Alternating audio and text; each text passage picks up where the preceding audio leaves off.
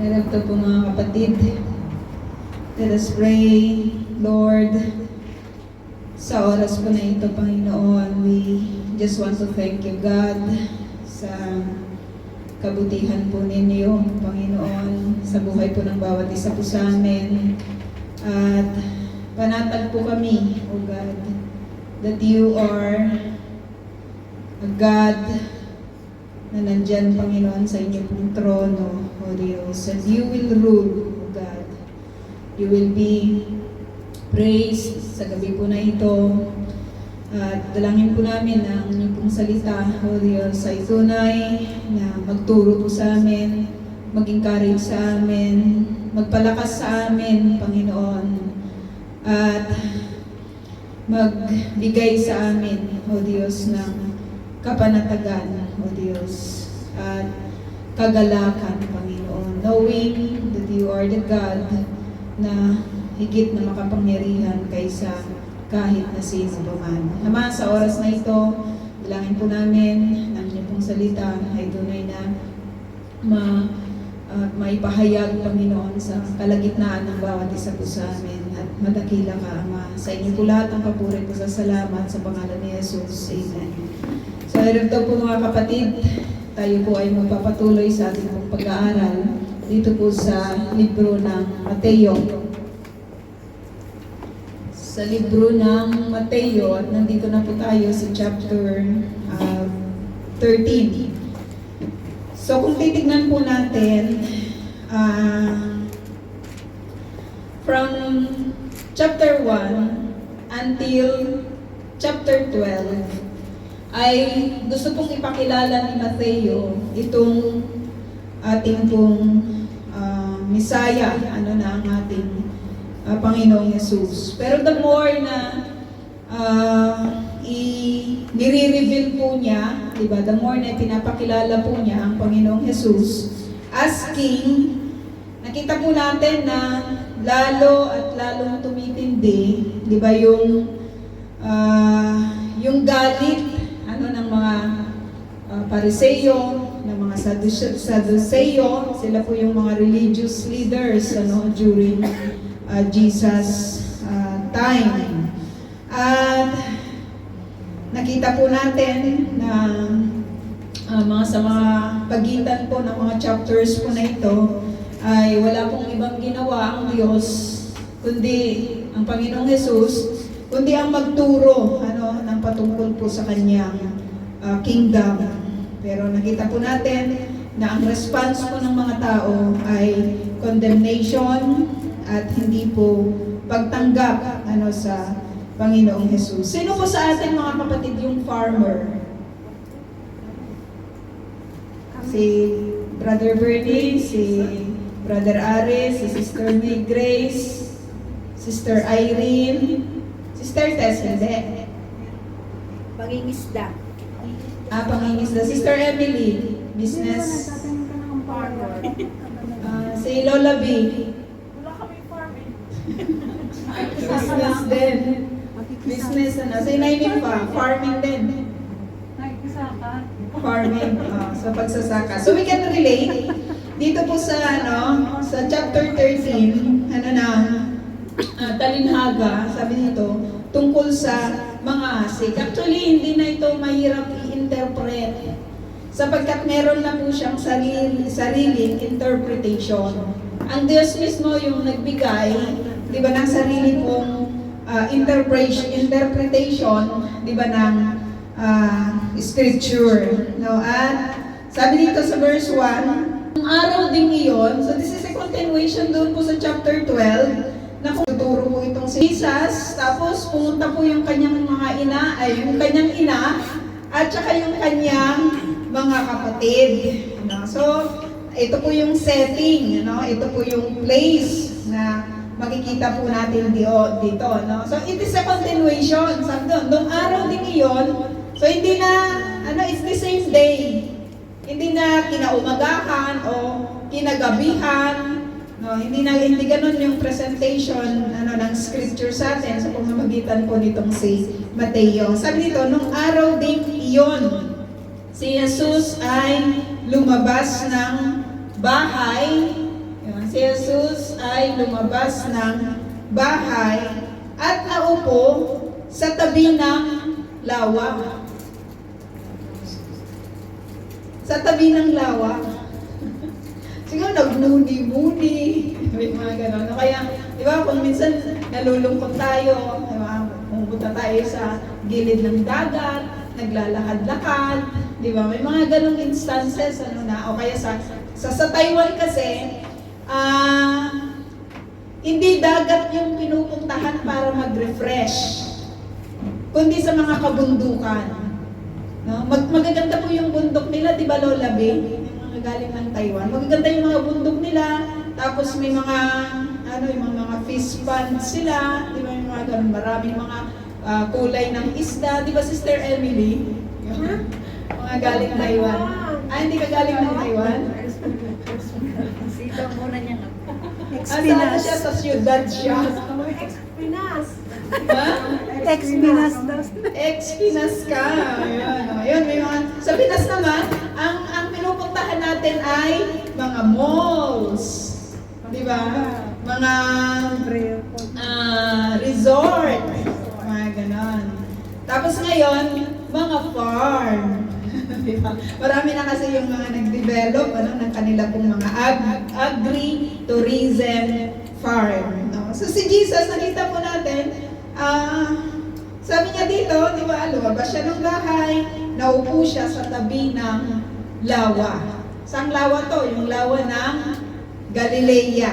No? Yung lawa ng Galilea, kasi doon po siya, doon po yung center, di ba, ng kanya pong ministry. No? Sabi dito, verse 2, dahil sa dami ng taong, Pastora, pwede pong pakipatay yung ginagaya ako.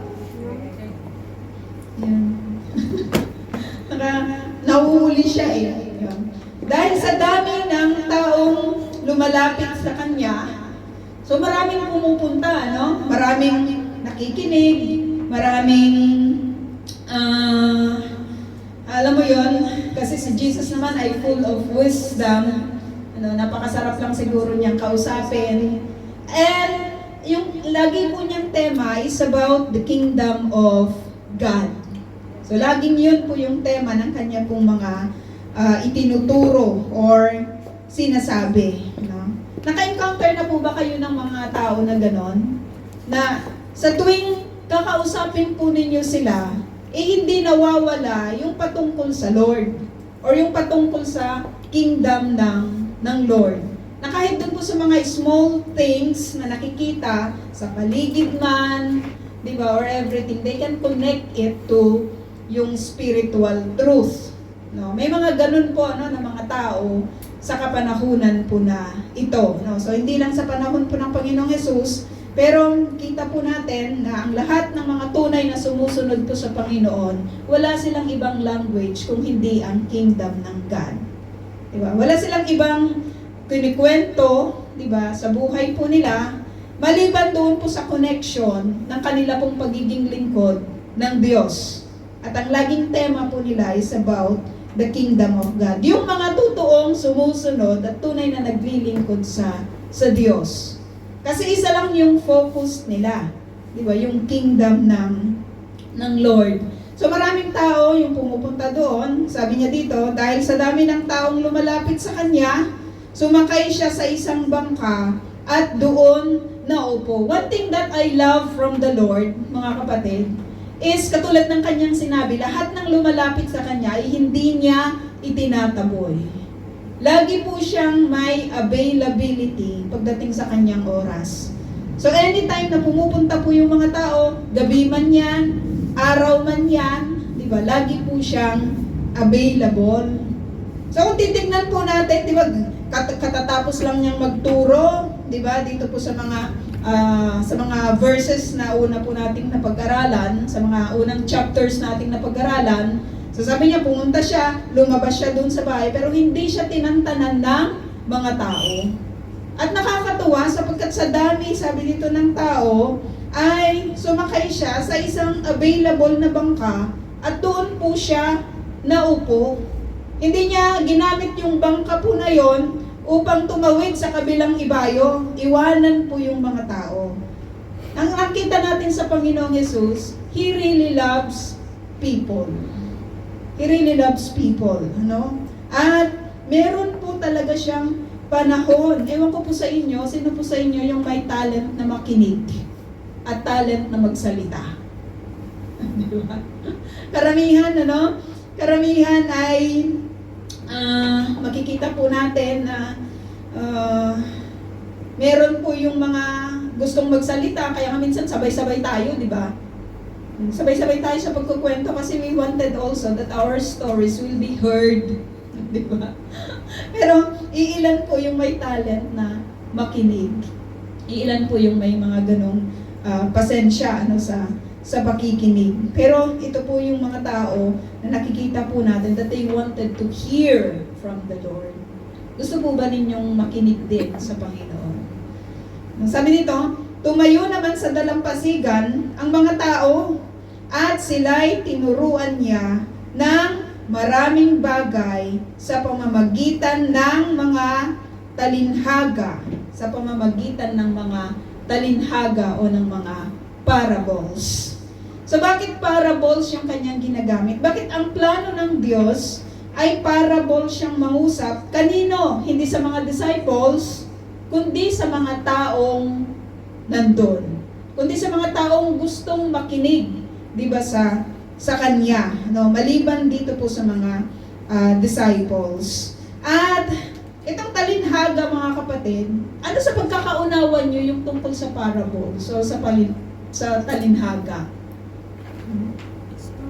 Sa mga bata, they can learn easily doon po sa mga visual na ibinibigay sa kanila. Di ba? Yung magdodrawing ka ng apple, tapos, ano to? Sasabihin niya, may nakalagay din doon na letter A, sasabihin nila, apple. Tapos, di ba nag-start tayo sa gano'n? Naalala niyo nung kayo po ay mga bata pa?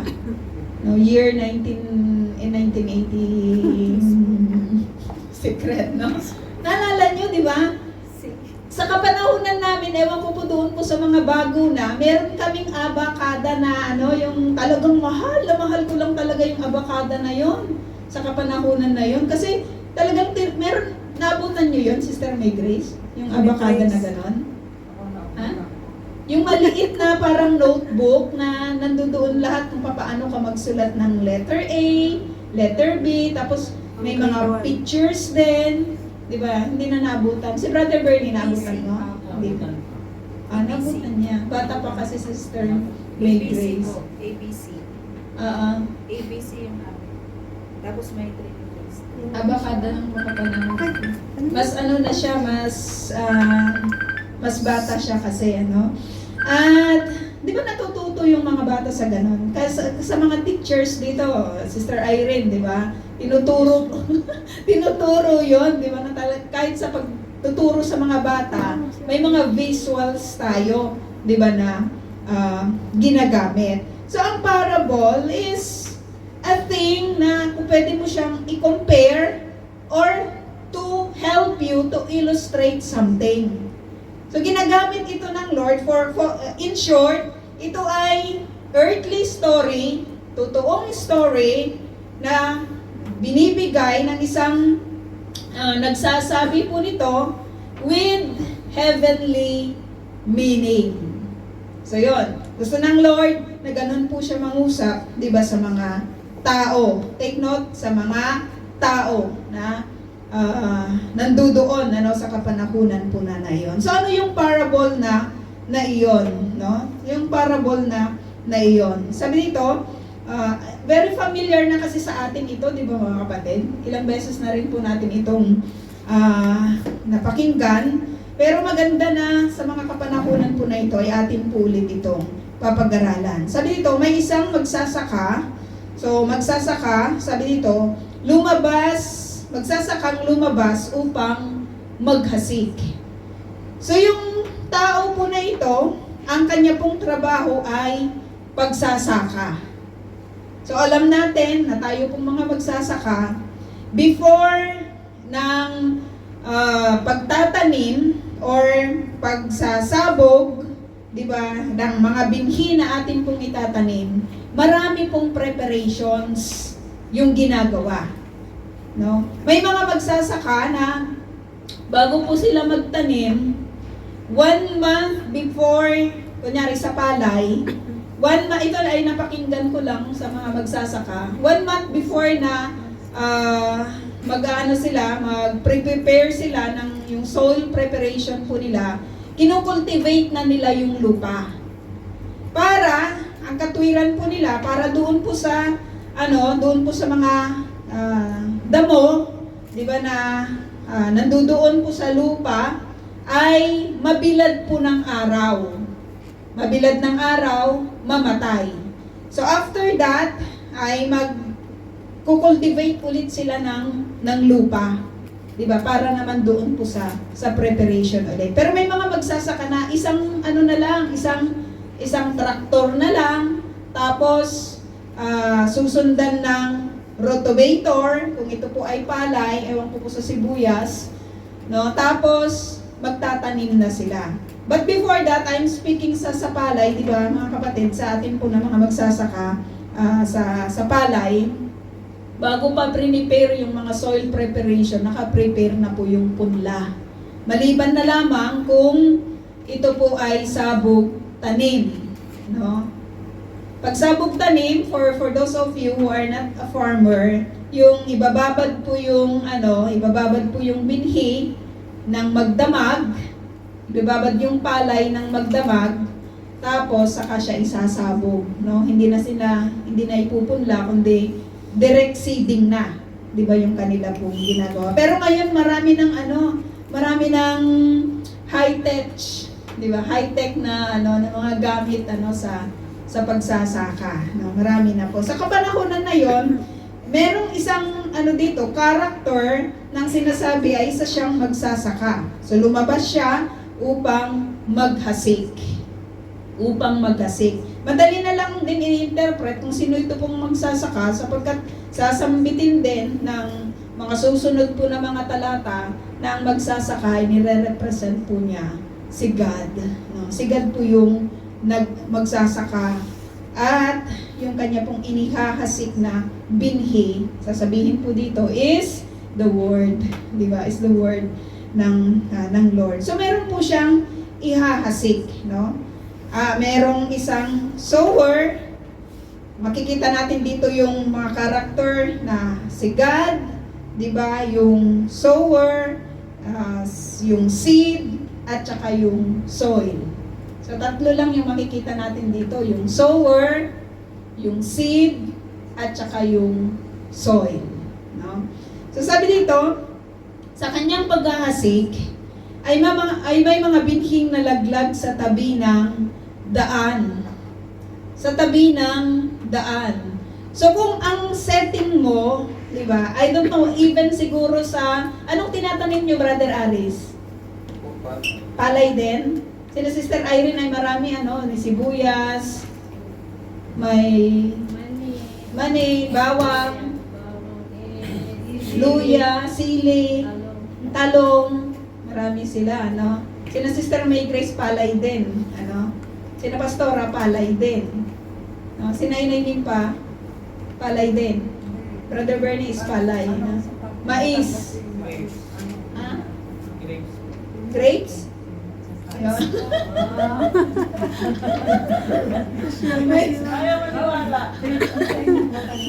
May grapes. So, may grapes. May farm. May Medrano farm. So, di ba, hindi naman, sa bawat farm, merong create ang isang farmer na dadaanan niya upang sa panahon ng kanyang pagpapataba, or sa panahon ng kanyang pagbubunot, di ba, ng mga damo, meron siyang dadaanan. Sa Ilocano, sa amin, tambak. No? Sa Tagalog ay pilapil. Pilapil ba? Tama ba? Yeah. So yun po yung mga kahit naman dito sa Israel, may mga ganun sila na create na kanila pong dadaanan. Di ba? Upang maabot nila, di ba, yung kanila pong mga taniman. So may mga borders sila, may mga create po sila na mga daanan, or yung sinasabi pong pathway. yung pathway, mga kapatid, kaiba siya doon sa texture ng soil. Parehas na soil yung pinanggalingan po nila, pero magkaiba po yung character. Yung sa daan is mas firm, mas hard para kaya siyang daanan. Diba? Ito po ay binild ng farmer, diba, ng matagal na panahon. Diba? Talagang napaka-hard ng na yon, no? Ako kasi nasubukan ko po yung maggawa ng pilapil. Diba? Yung talagang kukunin mo mismo doon sa soil na yon, tapos itatambak mo ng itatambak, 'di ba? Sisiksikin mo, ipa-flat mo siya, 'di ba? Hanggang sa it will take time in order for that soil to become hard, no? Yung napaka-hard niya, no? At para madaanan siya. 'Di ba? Para kung mag-ano ka ng mga tubig doon, kaya niyang i-prevent yung tubig. 'Di ba? Kung may mga flood or whatsoever, 'di ba? Kaya niyang i-prevent. At kung naman magpapatubig ng iyong palayan, kaya niyang i-contain, 'di ba? Na hindi siya maaagos. So sabi dito na yung magsasaka po na yon, yung binhi na kanya pong inihahasik ay, sabi dito, may mga binhing nalaglag sa tabi ng daan. Sa tabi ng daan. Sabi dito, dumating ang mga ibon at tinuka ang mga iyon. No, dumating ang mga ibon at tinuka ang mga iyon. May mga binhi namang nalaglag sa mabatong lupa, dahil manipis lang ang lupa roon, sumibol agad ang mga binhi, ngunit natuyo agad ang mga ito nang mabilad sa matinding init ng araw. Palibhasay, mababaw ang ugat. Hindi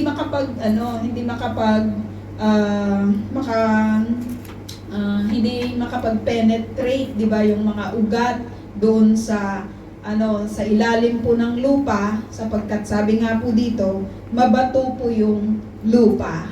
So we can understand, tayo po ng mga farmer, hindi ka naman talaga po pwedeng magtanim, di ba, sa mabatong lupa. Diba? Nakokonti lang yung soil, mas marami po yung lupa, ay yung bato, no? Sabi dito, ngunit natuyo agad ang mga ito nang mabilad sa matinding init ng araw, palibhasay mababaw ang ugat. Verse 7, may mga binhi namang nalaglag sa may matitinik na halaman. Matitinik naman yung issue dito, no? Sabi dito, lumago ang mga halamang matitinik at sinakal ng mga ito ang mga binhing tumubo roon, no? So mas dominant, yung mga halaman na ito, sapagkat meron po silang mga tinik, no? May mga tinik. At sabi dito, sinakal nila yung mga binhi na tumubo roon. Verse 8, ngunit ang mga binhing nahasik sa matabang lupa ay namunga, may tagi-100, may tig-60, at may tig-30. Makinig ang may pandinig. So kung titignan natin, mga kapatid, ang parable po na ito, it doesn't speak much about the sower. It doesn't also speak much about the seed. Alam mo kung saan siya nag-focus? About the soil. Kasi it's the same sower. 'Di ba? Iisa lang yung sower. Yung iisa lang din yung kahit sabihin natin, yung dala po niya na seed is pare-parehas lang. No? Parehas na lalago yung mga seeds na yon, depende doon sa soil. Depende doon sa soil. Sabi dito sa verse 10, lumapit ang mga alagad, kasi sa Mark at saka sa Luke, parehas lang din yung binabanggit nila, parehas lang din yung presentation nila about this parable. Lumapit ang mga alagad at tinanong si Jesus, bakit po kayo gumagamit ng talinhaga sa kanila? So, bakit nga ba? Bakit kayo gumagamit ng talinhaga sa kanila? Verse 11, sumagot siya, ipinagkaloob sa inyo ang karapatang maunawaan ng hiwaga tungkol sa kaharian ng langit. So may hiwaga, no, doon po sa kaharian ng langit. At itong mga disciples, sabi dito, ipinagkaloob po sa kanila na maunawaan nila yung mga hiwaga. Yung mga hiwaga ng kaharian ng langit. Nauunawaan nila. Bakit? Kasi nga tinuturo, 'di ba, sa kanila ng Lord. Laging 'yun yung laman, 'di ba, ng kanya pong mga sinasabi. 24/7 nakasama niya ang mga tao po na ito, no? Ang mga disciples po na ito. Kaya sabi dito, ipinagkaloob. 'Di ba? Ang God yung nagkaloob, 'di ba, sa inyo na maunawaan yung hiwaga ng kaharian ng langit. Ngunit hindi ito ipinagkaloob sa kanila. Kanino? Sa mga tao. Sa mga taong nandoon sa kapanahonan na yun. Kasi Jesus can read minds. He can read, 'di ba, yung heart ng tao. Kilala niya kung sino yung kanyang mga kaharap. At nakita po niya, by his all-knowing na yung kanyang pagiging anak, 'di ba, ng ating Panginoong Jesus, na ang lagi po niyang nais, 'di ba, ay makasunod sa Panginoon, no? Sabi dito, pero hindi ito pinagkaloob sa kanila. Verse 12, sapagkat ang mayroon ay bibigyan pa, which is the disciples, very clear, kayo, meron na kayo, ngayon maririnig ninyo ulit ito, bibigyan pa ulit kayo. Diba? Nang alin, ano ba yung ibibigay? Tungkol doon po sa hiwaga ng kaharian. So very clear, mga kapatid? Very clear yung binabanggit ng scripture sa bagay na ito, no? 12, sapagkat ang mayroon ay bibigyan pa at lalong magkakaroon. Ngunit ang wala, kahit ang kakaunting nasa kanya, ay kukunin pa. Ngunit ang wala silang pagkaalam, 'di ba? Meron na nga silang kokonte, maririnig nila ito, pero kapag hindi po nila ito iningatan, ay mawawala pa sa kanila. Sa kailangang turuan sila doon sa language na kaya po nilang intindihin. 'Di ba? Ang nakikita ko lang dito, mga kapatid, si Jesus gusto niyang abutin ang mga tao na ito sa kaparaanan na kung saan, 'di ba, ay mauunawaan nila ng maayos yung mensahe, yung spiritual truth about this parable, no? So sabi dito, kakaun nila sa kanya pa, kukunin pa, kaya gagawin ko yung lahat upang may pangaral ang kaharian ng langit sa kanila. That is the heart of Jesus. 'Di ba? Nagagawin niya yung lahat ng pamamaraan upang ipaabot yung kaharian sa mga tao. Nandoon na rin lang yung tao na yon. 'Di ba? Nandoon na rin lang sila at gusto nilang makinig, 'di ba, sa Panginoon. So he took yung mga chances na katulad po nito na hindi niya sinayang yung pagkakataon upang ipaunawa sa kanila ang tungkol sa kaharian at hiwaga, 'di ba, ng kaharian ng langit, no? Yung domain, 'di ba, ng ating Panginoon. So sabi dito, 13, nagsasalita ako sa kanila sa pamamagitan ng talinhaga sapagkat tumitingin sila ngunit hindi nakakakita. So ganito yung kalagayan ng mga tao na ito. 'Di ba? Ito yung ina-address ng Panginoon. Tumitingin sila pero hindi sila nakakakita. Hindi nila nakikita yung spiritual truth. Nandiyan nakikinig pero hindi niya nauunawaan. No? Hindi niya nauunawaan yung patungkol sa spiritual truth ng kingdom ng God. Nandiyan naman sila, tumitingin naman sila, nagpapagal na rin lang naman sila, nauupo na rin lang naman sila, 'di ba? Sa paanan ng Panginoon, nakikinig na rin lang naman sila, 'di ba? Pero sabi dito, hindi sila nakakakita. So I need to do something para makita nila yung spiritual truth. Sinong Diyos ang katulad ng Diyos na ito? Diba, nagagawin niya yung lahat ng paraan upang maunawaan mo at maunawaan ko at nang maging lahat ng mga tao na gustong kasi may mga tao na ganun, they wanted to know about God. Diba? They really wanted to know about the Lord. Ang problema lang, diba, once they have known it, once na nai-proclaim na sa kanila yung salita po ng Panginoon, hindi pa rin nila makita. Diba? Bakit? Sabi din ng scripture, they are blinded by their sins. Diba? Blinded ng kanila pong mga kasalanan. Sabi ito, at nakikinig ngunit hindi naman nakaririnig, ni nakakaunawa man. Sapagkat sinarhan na nila yung kanilang mga tainga, di ba? Sa pakikinig ng truth about the Lord. Nakikinig, may mga ganun, akala mo nakikinig kasi tahimik naman. Pero pag tinanong mo ng tungkol sa mga sinabi mo, wala siyang nakuha, wala siyang naintindihan. Di ba? May mga ganyan. Ang reality, may mga ganyan. So katulad ito, kapag ganun po yung response natin sa salita ng Panginoon at sa kaharian niya na itinuturo sa atin, nakikinig naman tayo. Nakatingin naman kayo sa akin. Di ba? Na parang nakikinig. Ang tanong doon, nauunawaan ba ninyo? Di ba? Meron ba kayong nakukuha at nakikita? Di ba? Kasi i-unfold sa atin ng Lord kung ano po yung kanyang ibig iparating, di ba, sa bawat isa po sa atin. Verse 14, sabi dito, natutupad nga sa kanila ang propesya ni Isaias na nagsasabi, makinig man kayo ng makinig, hindi kayo makakaunawa kailanman, at tumingin man kayo ng tumingin, hindi kayo makakakita kailanman, sapagkat naging, this is the reason, sapagkat naging mapurol na ang isip ng mga taong ito. Bakit po ba pumupurol yung kutsilyo, Sister Irene? Kadalasan, hindi siya ginagamit, hindi hinahasa, or inilalagay sa kasi pag pinabayaan mo yung kutsilyo sa lupa, di ba? Nagkakalawang yon. No?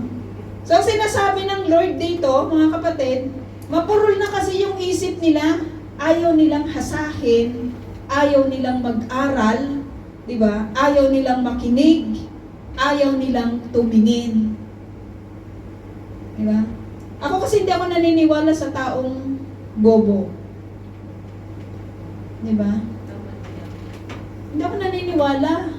Kasi, lahat naman tayo, isinilang na walang ibang sinampit kundi unga. Ay, unga? Baka yata yun. Unga pala. Unga pala. Unga, ginawa kong baka, ano? Wala talaga. Meron lang talaga yung tamad, mag-aral, at sinasabi na mapurol po yung kanyang isip. Pero alam niyo yung technique ng kahit sa pag-aaral, ang technique para ma-perfect mo yung exam mo, ma-perfect mo yung mga quizzes mo. Pag uwi mo ng bahay, wala kang ibang gagawin, basahin mo ulit yung mga notes mo. Basahin mo yung mga libro mo. Araw-araw yon, no? Kaya pagdating ng exam, hindi ka na kanda puyat-puyat sa pagre-review. Diba? Nakakalumata ka na sa pagre-review. Hindi, ang sekreto nun, kung first day ng school mo, sa kahit na anong klase ng learning, diba, first day ng school mo, pag uwi mo ng bahay, basahin mo ulit yung notes mo, basahin mo yung libro mo, mag-advance ka. Diba? Mag-advance ka ng lesson, kung may libro ka, diba, basahin mo yon. Tapos pag uwi mo ulit ng second day, ganun ulit ang gagawin mo. Yung first lesson mo, basahin mo ulit. Diba? Idagdag mo na yung second na lesson. Tapos sa third day, ganun din. Tatlong lesson na yung idadagdag mo. Hanggang sa oras ng quiz, perfect mo yung quiz mo. Perfect mo din yung exam mo. Prelim man yan o yung final na exam. Maganda yun sa mga Kristiyano, mga kapatid, di ba? Para mag-guardan yung buhay po natin We need to read our Bible every day. We need to learn. We need to grasp, di ba? We need to grab every opportunity na kung saan ay nagbabasa tayo. Alam mo, ito, sikreto ha. Meron akong ginagawa ngayon. Baka gusto rin yung sumabay sa akin. Di ba? Sinusulat ko yung Bible ng word by word, chapter by chapter, and verse by verse. Kasi na-encourage ako dun sa akin pong dun sa aking nakita. Di ba may mga Hudyo na nagsusulat sila ng Torah? Tapos, 1 year nilang sinusulat yon. Sulat kamay yun ha. Sulat kamay. So, sabi ko, gusto ko rin i-challenge yung sarili ko. Kasi sa kanila, bawal magkamali.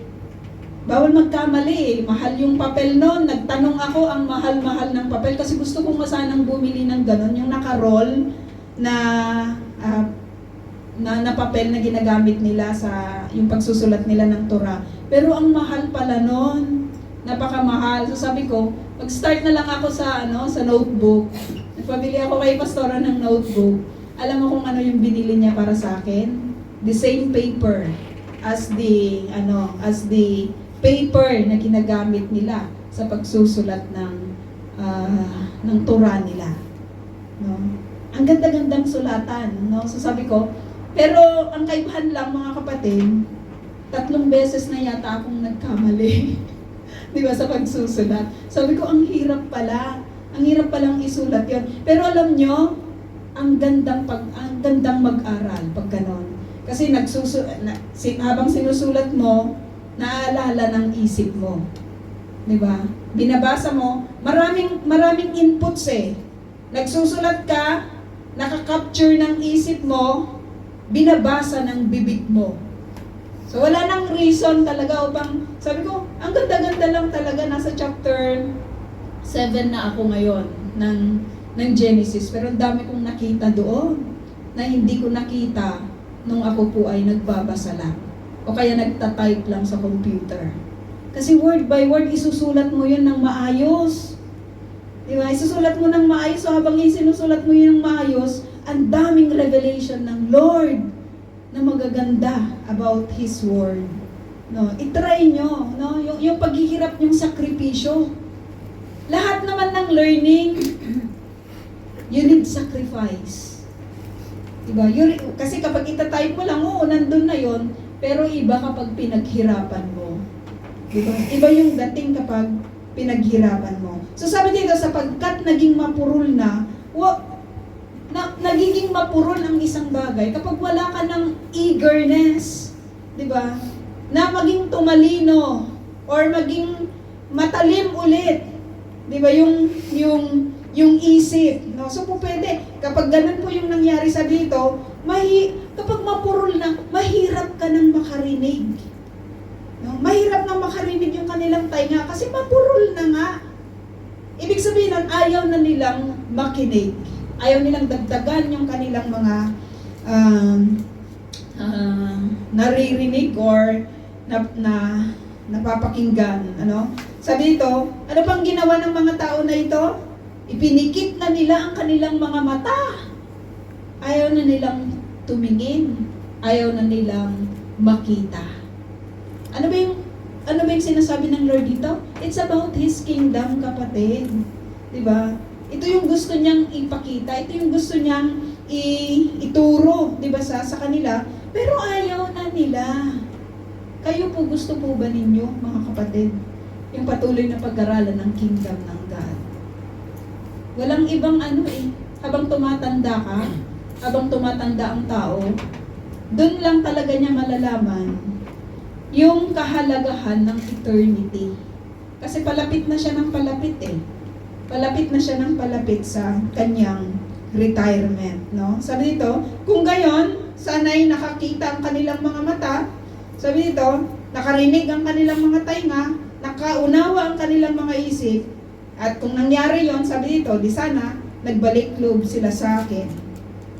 At merong pangako ang Lord, sila'y aking pagalingin. Sila'y aking pagalingin at pinagaling ko sila. Sabi dito. So, ang nakikita po natin dito mga kapatid, may pag-asa yung mapurol ang isip. Di ba? May pag-asa yung ayaw makinig. May pag-asa yung ipinikit na niya yung kanyang tainga. Ano yung pag-asa na yon? Yung muling magbalik loob sa Panginoon. At gagawin ulit ng Diyos, di ba, na maging matalas ang kanyang isip, gagawin ulit ng Diyos na makaririnig siya at makakatingin siya. Di ba? Makikita niya. Ano yung makikita niya? Yung tungkol sa kingdom ng Lord. Kasi pangako niya, akin siyang pagagalingin. So ito po yung paglapit sa Panginoon. So hindi natin sinasara, 'di ba? Yung lahat ng opportunity para sa mga tao pagdating sa kingdom ng Lord, no? Hindi natin isinasara. We will always take all the opportunity upang sa ganon ay ang mga tao po na ito ay makarinig sa salita ng Lord. Sabi dito, 16, subalit, pinagpala kayo, sino? Itong mga disciples na ito na nagtanong bakit siya gumagamit ng talinhaga, sapagkat nakakakita ang inyong mga mata, sabi dito, at nakaririnig ang inyong mga tainga. Nakikita nila, di ba? Naririnig nila yung sinasabi po ng Lord. Kaya nga nung tumawag ang Panginoong Jesus sa kanila, nag-respond sila, di ba, bilang kanyang mga disciples, no? Bilang kanyang mga lingkod. Verse 17, tandaan ninyo, maraming propeta at matutuwid na tao ang naghangad na makita ang inyong nasasaksihan at marinig ang inyong napapakinggan, subalit hindi nila ito nakita ni narinig. Alam niyo po ba na napakapalad din po natin sapagkat lahat ng mga hiwaga ng Old Testament at hiwaga ng New Testament ay ating nababasa, ating napapakinggan. So we are so blessed, no? We are so blessed. Yung mga sabi dito, yung mga maraming propeta, yung mga naunang mga mananampalataya ay hindi po sila kasing palad, di ba, ng generation po na ito, sa kapanahunan po na ito at maging sa kapanahunan po ng mga disciples. Verse 18, makinig kayo at unawain ang kahulugan ng talinhaga tungkol sa manghahasik. 19, kapag ang isang tao ay nakikinig sa mensahe tungkol sa paghahari ng Diyos, ngunit hindi naman niya iyon inuunawa, siya ay katulad ng binhin na laglag sa daan. So si Jesus mismo nagbigay ng interpretation, di ba, ng scripture na ito.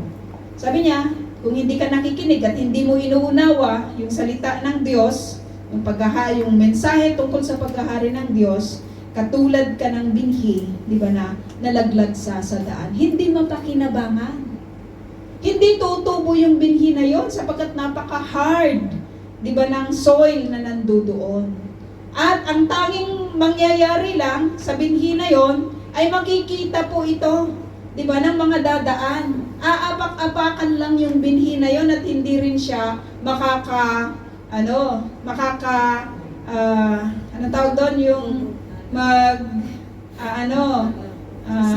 magsisibol, hindi tutubo.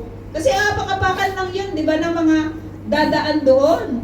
At itong mga sinabi dito, di ba, na yung mga sabi dito, yung mga ibon, di ba, ay makikita nila yun. Makikita nila yun sa daanan, di ba, at kanila po itong tutukain. Sabi dito, 11, dumating ang masama at agad inalis sa kanyang isip ang mensaheng kanyang napakinggan. Kasi hindi inunawa di ba? Maraming nakikinig, hindi inuunawa. Ito yung importante pagdating sa kaharian ng langit because this is so important, especially sa buhay po ng mga mananampalataya. Kailangan pong unawain, di ba, ang salita ng Diyos, no? Ang mensahe ng Diyos tungkol sa kanyang paghahari. Kasi kapag hindi mo inunawa, darating yung masama. Di ba? Nakakala mo ang galing-galing magsalita, pero sa totoo, isa pala siyang terorista. Di ba? At sisirain yung iyong napakinggan. Di ba? Ilalayo ka doon sa katotohanan. So you need to understand.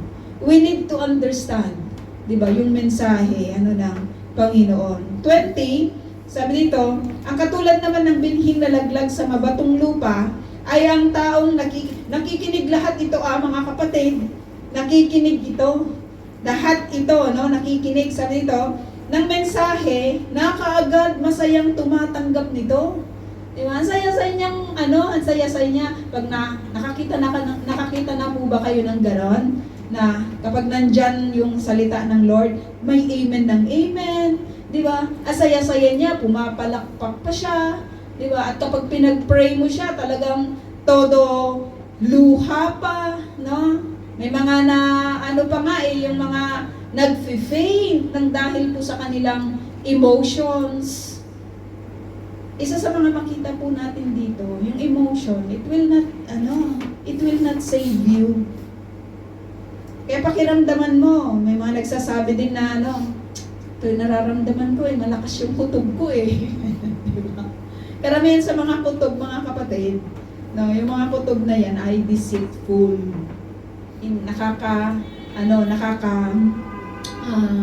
Nakakaloko, deceitful, mapanloko.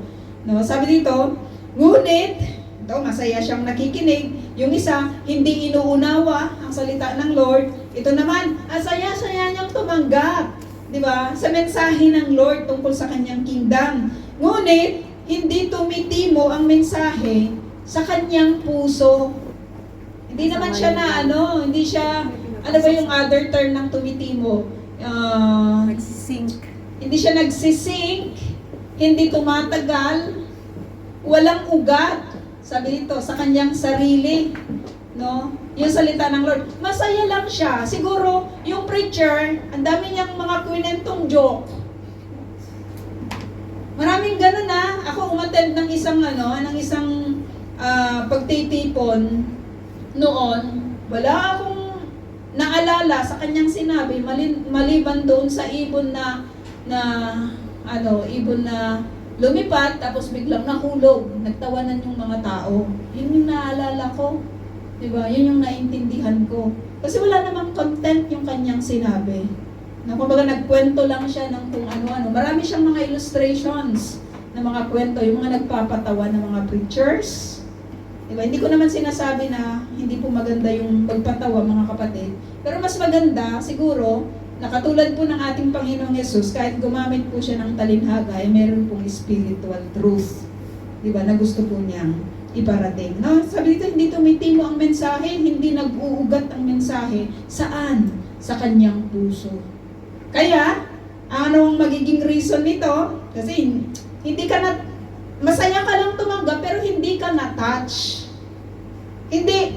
Nararamdaman po ba ninyo minsan yun, that when you are hearing the Word of God, parang may kirot? Di ba, sa puso mo? Yung parang nasaktan ka. Nasaktan ka kasi totoong ganun ka. No? May mga nagsasabi naman na galit lang yan sa akin, kaya pinaparinggan ako. Diba? Pero ang totoo, you are that kind of soil. Kaya ka nasaktan kasi totoo. Diba? Yun yung sitwasyon, diba, ng puso mo. Pero dito, hindi tumitimo ang mensahe. Saan? Sa kanyang puso. Hindi niya tinatanggap. Parang wala lang. Baliwala lang, diba, yung salita ng Lord. Take note masaya siyang tumanggap nito. Masaya siyang tumanggap sa mensahe ng Lord. At sabi dito, sandali lamang itong nananatili. Paglabas ng church, wala na. Hindi na naintindihan, nag-focus na kay Hamas. Joke lang, no? Joke lang yun. O kaya nagtagal na sa, saan yun, Sister May Grace, yung in-upload mo kay Lola B? Sa, Telegram. Instagram, sabi ko, hindi, joke lang yan. No? Sandali lang at hindi ito nananatili. No? Wala siyang napag-aralan. Walang tumimo doon sa kanyang isip. Kasi kapag tumimo, di ba yung mga masasamang salita, kapag tumimo sa puso mo, naalala mo lahat yon. Kahit matagal ng panahon, naalala mo kung paano ka inilapusta. Di ba? Kung paano ka niloko. Kasi nag-sink in eh. Naramdaman mo eh. Di ba? Nasaktan ka eh. Pero itong tao na ito, wala, hindi tumalab. Hindi tumalab ang mensahe ng Panginoon. Wala. Hindi tumimo doon sa kanyang puso. Kaya sandali lamang itong nananatili, sabi dito, kaya pagdating ng mga kapighatian at pagsubok, dahil sa mensahe, agad siyang tumatalikod sa kanyang pananampalataya. Kasi walang naitanim, kapatid. Walang naitanim. Hindi nakapasok eh. Diba? Hindi nakapasok. Diba? Sa kanyang puso. Wala siyang maalala, wala siyang matandaan. Diba? Sa mga pangako po ng Lord. Kasi hindi pumasok. Sana wag nating hahayaan na bawat Sabado, diba? Kahit sino man yung nagsasalita dito, it is all about the word ng Lord. Kahit sino man yung nag-i-explain, kahit sino man yung tumatayo. Sapagkat hindi issue kung sino yung naghahasik. Hindi rin issue kung ano yung binhi. It is the same. Ang issue ay kung sino yung mga soil na pag magtitake, di ba?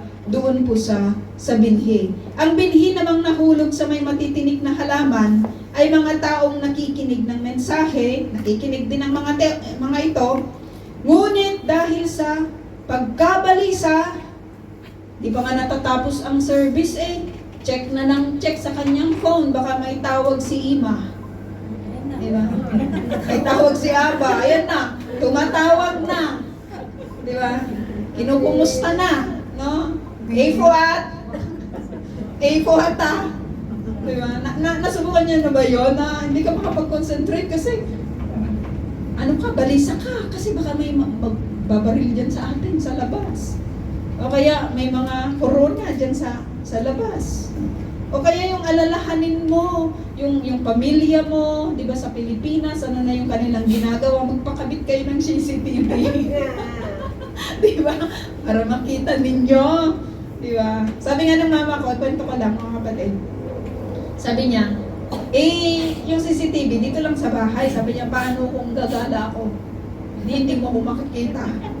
Sabi ko, tanungin mo nga dyan ka ako kay pamangkin kung meron ding CCTV ka ako na nakakabit sa katawan para nakikita kita. Ang tawa niya tumawa siya, nakakatawa lang. So, maraming mga pagkabalisa. Ano po yung mga pagkabalisa na meron kayo ngayon? Ano yung mga iniisip sa kapanahunan na ito? Sabi dito, hindi lang pagkabalisa, sabi dito, sa isang bagay, sa maraming mga bagay, problema mo na lahat. At higit sa lahat, yung pagkahumaling sa kayamanan. Lahat tayo mga kapatid, may pinagdadaanan tayo, di ba? I think lahat tayo. No? Lahat tayo may mga mabibigat, may mga light lang, di ba, yung kanila pong mga iniisip. Pero hindi issue yung laki or yung kakaunti ng iyong iniisip. Ang issue doon, paano mo tinitreat, di ba, yung mga issue mo. Ikaw ba ay nababalisa? At sabi dito, nahuhumaling saan? Sa kayamanan. Diyos ko, gustong magpayaman. Ang dami nang pinagkakakitaan. Diba? Natamnan na nga lahat. Diba? Pwedeng tamnan. Kung siya ay farmer. O kaya, ang dami na nga niyang mga sidelines. Naisip niya lahat. Nakakapagod din kaya mag-isip ng sideline. Diba? Paano pakitain, paano kikita yung pera mo. Nasubukan niyo na ba yun? Hindi ninyo tinatry. Ang hirap kaya. Diba? Kaya yung iba, nag-online selling na, talagang ginugol na namumula na yung mga mata sa pagtitingin ng mga sales and everything. Hindi ko naman sinasabing hindi tama yon, mga kapatid. Dapat lang naman talaga tayo magtrabaho. Pero ang pinpoint po dito ay higit na mahalaga ang kaharian ng langit. May panahon ang lahat ng bagay. May panahon sa pagtatrabaho, may panahon sa Panginoon. Pero do not take the time that you will offer to the Lord for your own comfort. Or yung inyong, sabi dito sa, masyado ka nang nahumaling sa kayamanan. Diba? Sino ba ang ayaw yumaman? Lahat naman tayo gusto nating yumaman. Pero yung pagkahumaling ang issue dito. No? Wala ka ng time sa Panginoon. No? Sabi dito, ano yung magiging result? Nawalan ng puwang sa kanilang puso ang mensahe at hindi ito nagkaroon ng bunga. Kasi ang pumasok doon yung pagkahumaling niya sa kayamanan. Sabi dito, at ang daya ng mga kayamanan. Pagsusumakit na ukol sa sanlibutan at ang daya, sinabi niya, madaya yung kayamanan. Tayong mga mananampalataya, the Lord is our portion. Alam natin, no? Na siya po yung pinanggagalingan, di ba, ng lahat ng kayamanan. At hindi natin minamahal ang kayamanan. Ginagamit natin ang kayamanan para mapagpala ang iba at mapapurihan ang Diyos. Diba? Hindi natin minamahal ang kayamanan, ano? At nagkandauban-uban na tayo sa pagkahanap ng kayamanan. Sabi dito, kapag ganon, nawalan na ng puwang, ipinalit na nila, di ba, yung mga personal nilang mga interest, no? Sabi dito, 23, ito yung pinakamaganda, at ang katulad naman ng binhing na hasik sa matabang lupa ay ang mga taong dumirinig at umuunawang mabuti sa mensahe. Kaya ito ay namumunga ng sagana, may tig-100, may tig-60, at may tig-30. Uulitin ko yung sinabi ko.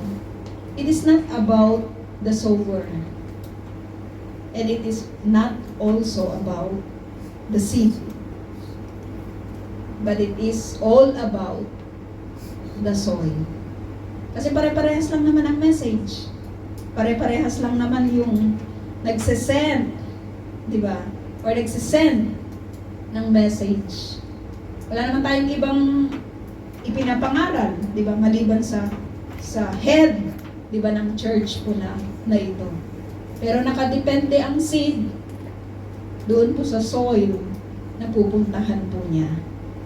Just imagine na lang, mga kapatid, ako noon, marahil kayo yung tatay ninyo.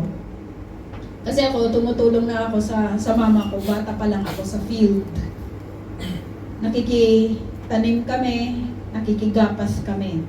Diba? Bata pa lang ako, grade 1, nakikigapas na rin ako eh. Pero meron kaming sarili din na konting taniman, 'di ba, ng palay. So si mama yung nag-aararo, wala pa namang mga traktor sa kapanahunan na 'yon, nagsusuyod, yung ganon. Siya rin yung nagtatambak, naggagawa ng tilapil. So lahat. Si mama takot sa linta. Takot sa linta. Pero ginawa niya ng paraan 'yon. Tinahi niya yung kanyang pantalon na close para hindi pumasok, di ba, yung linta. At tanim kami, di ba, ng tinatanim namin ay palay at saka mais naman doon po sa kabila.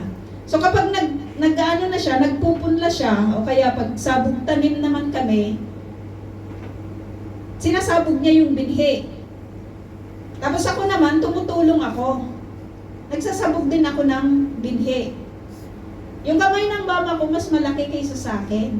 Kasi bata pa ako eh. Pero yung isinasabog niya na binhi, ay parehas lang din ang isinasabog ko at parehas din silang tutubo sa lupa. Kung yung isang katulad ko na bata ay makakapagsabog din ng binhi doon po sa daanan Katulad po ng in-example po ng Panginoong Yesus dito, so probably may nakita sila na literal, di ba, na gumagawa po nito. Maaring pumunta rin, di ba, yung kamay kong maliit, yung binhi na yun ay sasabog ko sa daanan or sa matinik na ano or whatsoever, but it is the same seed. Nakadepende yung produce ng seed na yon, sino man yung nag-sow, sino man yung nagpasabog, nakadepende yung pagtubo at profit, di ba, ng seed na yon doon sa soil na kanya pong babagsakan. So mga kapatid, the more seed that you will sow, the more opportunity for me and for you to bring that seed into the good soil. Diba? Kasi the more seed. So kung ang seed ay salita po ng Panginoon, the more that we can share it, the more na isabog natin sila, hindi lahat babagsak sa matabang lupa. Meron at meron talaga nababagsak sa daanan, sa mabato, sa matinik. Meron at meron talaga. Pero meron at meron din ang babagsak palagi sa matabang lupa. So it is a challenge for all of us to just sow the seed, which is the Word of God. Na huwag tayong manghinawa at huwag tayong manghinayang sa ating panahon. Just sow the seed. Paano ko malalaman, kapatid? Paano ko malalaman, sister? Read the Bible. Ito lang yung seed. Wala nang iba. Wala tayong idadagdag. Wala tayong babawasan. It is the Word of God.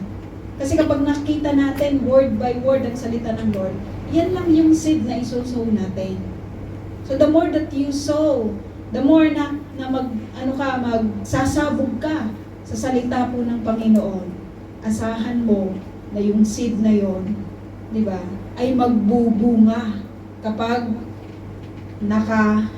kapag nakarating ito sa matabang lupa o sa matabang puso ng mga tao. So do not waste any opportunity. Kasama mo man yan, di ba? Nakasama mo sa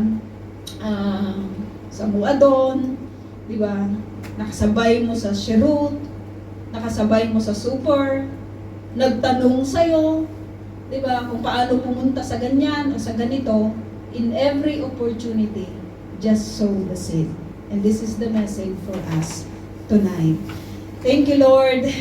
Sa oras po na ito, Panginoon, we just want to thank you, God, na ang amin pong mga napag-aralan, Lord, ay patungkol po, O Diyos, sa inyo pong kaharian. Salamat na sinabi po ninyo, Panginoon, na kayo ay laging handang tumanggap, Panginoon, sa kahit sino man na manunumbalik, Panginoon, sa inyo. At sa mga salita na amin pong ipapahayag, Panginoon, sa tao, may assurance po kami na ang lahat ng mga salita po na ito, O Diyos, ay meron at meron pa rin mapupunta, Panginoon, sa matabang lupa at mamumunga ang tao po na ito ng marami.